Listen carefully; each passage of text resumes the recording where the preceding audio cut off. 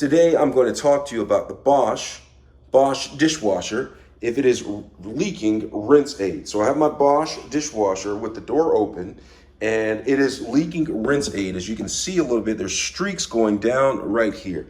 Now there could be a couple of reasons why it's leaking rinse aid, and I'm going to talk to you about both of the reasons that I am aware of. All right, so I have rinse aid already in there. And so one of the reasons why it could be leaking is that this cap is not shut all the way.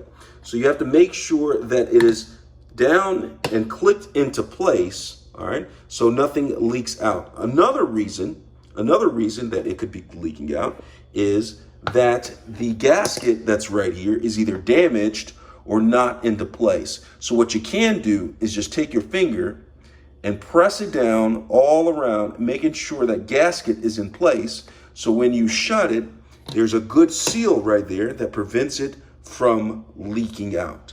All right, so those are the reasons why it could be possibly leaking out. I hope this was helpful. Let me know if you have any questions. Thanks a lot for watching.